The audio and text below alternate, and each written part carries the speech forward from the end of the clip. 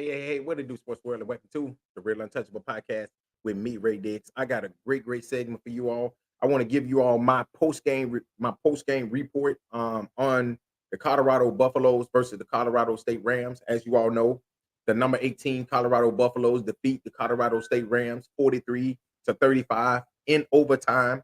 It was actually in double overtime of a thriller. All right, somewhat of a thriller. We all thought it was going to be a blowout, but in the end, Colorado State came out and played a hell of a game.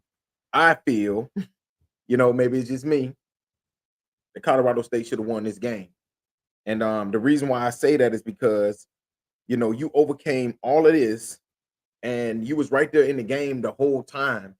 Had an 11-point lead in the fourth quarter, and what you did was you played the type of conservative game, and that is the reason why that's when team lose, when you be conservative instead of doing what you did to get here.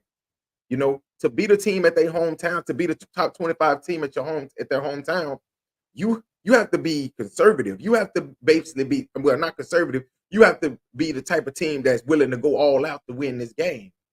All right, you got to take risks, you know. And if you don't take those risks, you're probably gonna lose the game. And that's exactly what happened tonight for Colorado. Colorado played Colorado State. Colorado played a subpar game. It wasn't a good game. Shedeur had a good game. I will give him that. He 38 for 47. He started off raw. He started off, you know, how he normally starts off. Can't figure out the defense. I think that's just my opinion. I don't think he can figure out the defense at the beginning. They was in a cover two, but once he starts to figure it out, he starts to picking them apart. He starts to doing surgery on the defense, and that is something that you can't take away from the kid. He was 38 for 47, 348 yards and 4 touchdowns and 1 pick. It was a hell of a game. Rushing, they pretty much only had 70 yards rushing. Their receivers, their receivers played pretty good. I would say that they made plays when they needed to make plays, but Colorado State pretty much beat themselves. And this is the reason why I say Colorado State beat themselves before y'all jump on me. Colorado State had 17 penalties for almost 200 yards. If you have 17 penalties for almost 200 yards and you have 3 turnovers, actually, you had 4 turnovers, you should get blew out of this game. It shouldn't be an 8-point game. It definitely shouldn't be a close game at all. At home, no. That's why I'm not really impressed with Colorado. And I keep telling y'all, I'm here for Coach Prime. We ready. We coming, whatever. But you have to speak the facts. You have to be truth. Speak the truth. And this team is good, but I can see this team losing 5 games, 6 games. I can see them getting blew out next week against Oregon.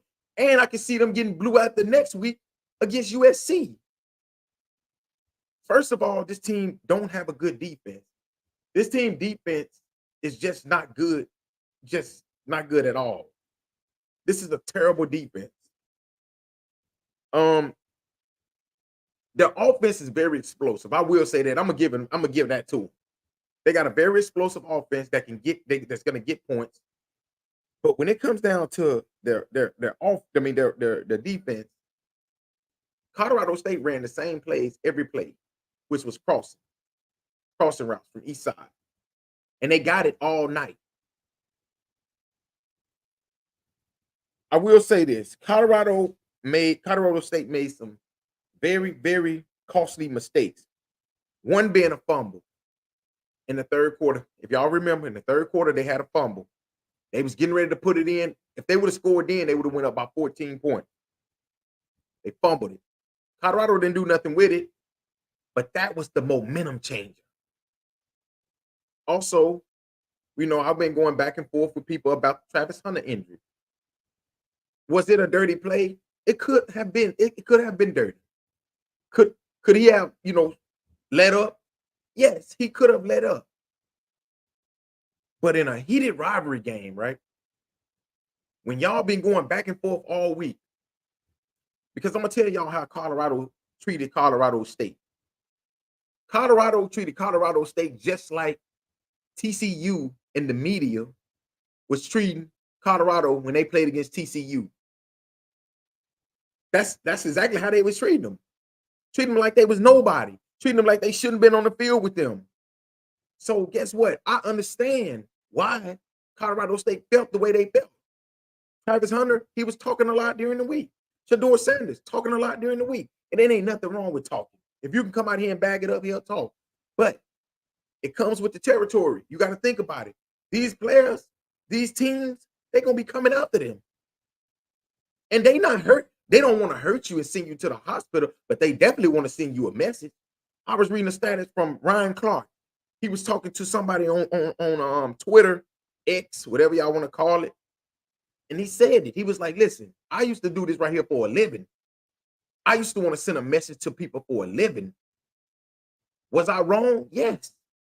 But at the time, I wasn't thinking about that. And that's how these players are. You can't hold nothing against this kid. Because this kid right here, yes, it could have easily been a dirty play. But at that time, he wanted to send a message to Colorado and Travis Hunter. And guess what? This ain't the end. It's gonna be a lot of teams.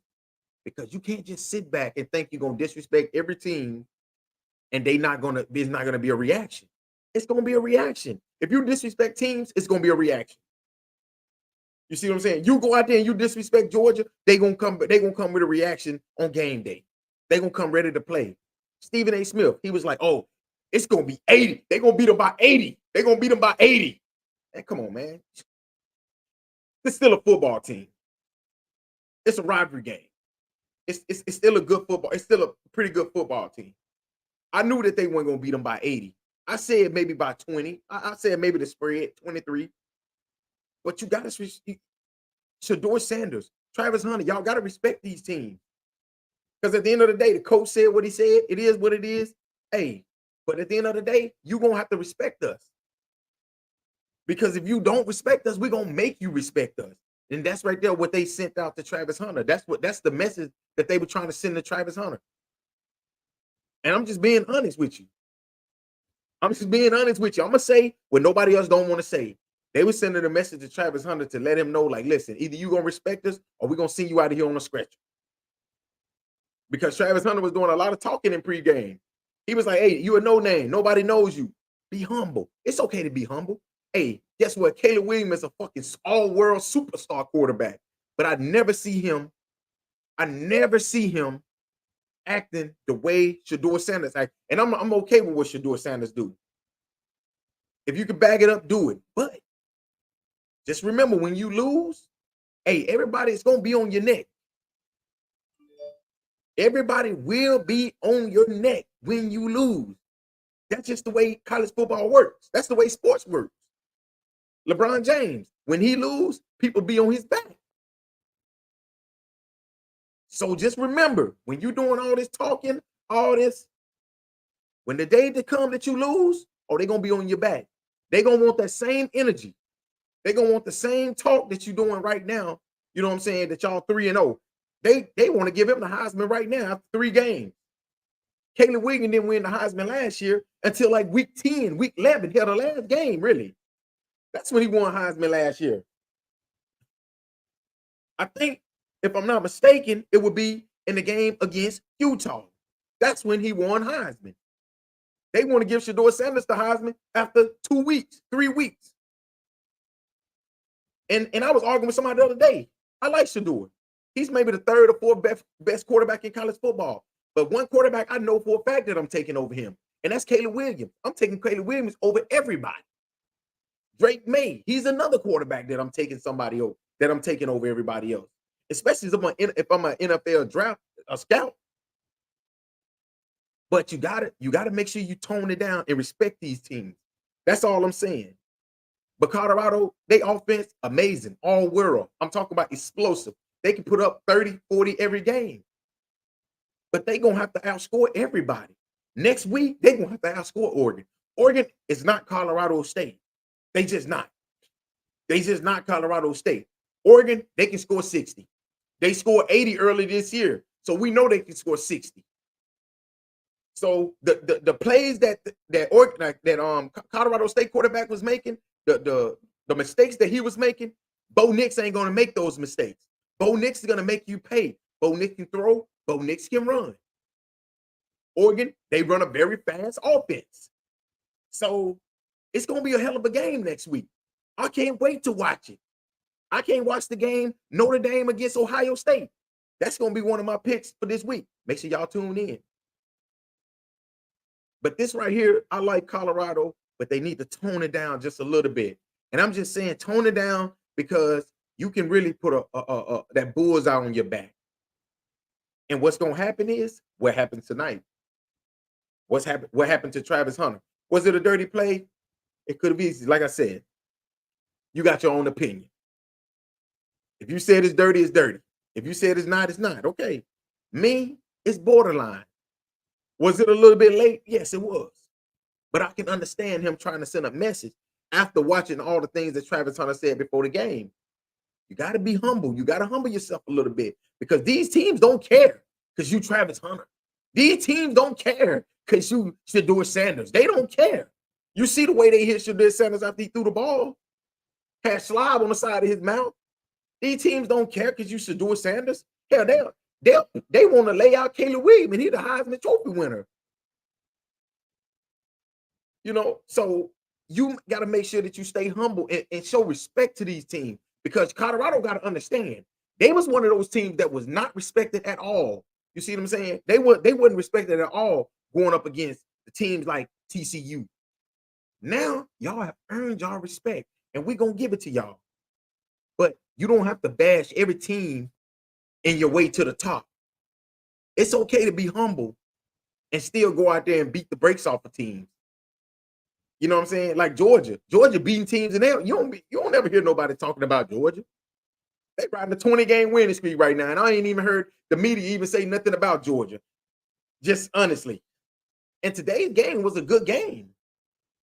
But you never hear them sitting there talking about all this other shit because you don't know why? Because they just come out here and they just show it out there on the field. You ain't got to sit there and all the time. But I tell people, Shedeur Sanders, he want to be a rapper. His favorite rapper is Key Glock and Young Dolph. That's who he want to be like. Man, you're a football player. Come out here and you got to respect your opponents. Because guess what? Key Glock ain't got to worry about no 300-pound lineman laying on top of him. You see what I'm saying? He ain't got to worry about none of that. He ain't got to worry about running away from no 300-pound lineman that run a 4.4, 4.5. You do. So you got to respect your opponents. And that's what I think happened today. They disrespected Colorado State. They was talking about it's personal. We're going to blow them out. We're going to put up 40. We're going to put up 50. End up winning the game, luckily, by 8 points. In a game that they should have lost. And I'm going to be real. Coach Prime, I saw the look on your face. Oh, I saw the look on your face. Oh, you was definitely scared. You was definitely nervous. You thought that game was over with in that fourth quarter when it was about 2 minutes to go in the fourth quarter. Yeah, you thought it was over with because they had just, I think, maybe it's 3 minutes because they had just got a first down and they could have ran the clock out. Yeah, but Colorado, they the number 18 team. I expect for this team right here to jump down. I expect them to go down to maybe 14. Heading into the Oregon game. That's just the way the media want it to be. The media want Colorado to be in the top 10. And if they can beat Oregon, they're definitely going into the top 10. If they can beat USC, oh, they going into the top 5. Just being honest with you. So get ready. Not saying it's going to happen because I don't think it's going to happen, but we never know what's going to happen. But if they can beat these two teams, they will definitely go into the top 10 in the top 5 after those games right there. But hey, y'all tell me what y'all think, man. Give me y'all feedback. I'm okay with the criticism. I've been getting criticized all night on Twitter, X, whatever you call it, because of my comment that I made about Travis Hunter. I said that he needs to tone it down a little bit, and that hit that he took during the game, it was a personal shot. It was a shot letting you know, like, dude, listen, we here, we got a good team as well. You're not just gonna call us nobodies because you got a big name and NIL deals, and okay, that's cool. But we finna lay this wood to you on this play right here, and that's exactly what happened. But hey, man, thank y'all again for listening to another great segment of the Real Untouchable Podcast with me, Ray Diggs. Hey, peace, and have a blessed night, y'all. Peace.